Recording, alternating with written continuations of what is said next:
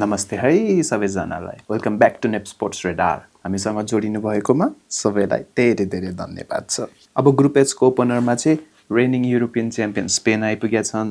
म कुरा गर्दैछु स्पेन भर्सेस क्यापो बर्डेको। एटलान्टा स्टेडियममा हुने यो खेल रातिको 9:45 मा स्टार्ट हुन्छ र स्पेनको कुरा गर्दा चाहिँ युरो 2024 जित्ने च्याम्पियन टिम हो र वर्ल्ड कपमा नि धेरै जस्तो प्रेडिक्सनहरु चाहिँ स्पेनले नै जित्छ भन्ने छ। उनीहरु लास्ट 10 म्याचेसमा नि अनबिटेन नै छन्। क्लोज लुइसले चाहिँ टिमलाई एकदम राम्रो सेटल गरेछ।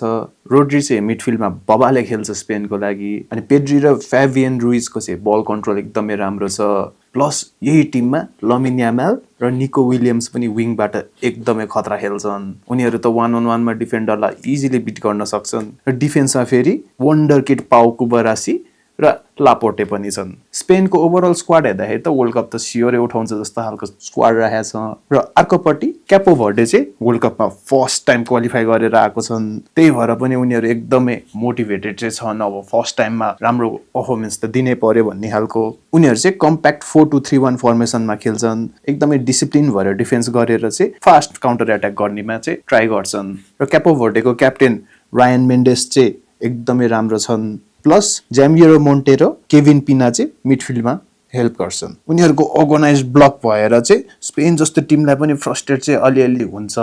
मलाई चाहिँ के लाग्छ फर्स्टको 10-20 मिनेट चाहिँ एकदमै गाह्रो हुनेवाला छ स्पेनलाई पनि।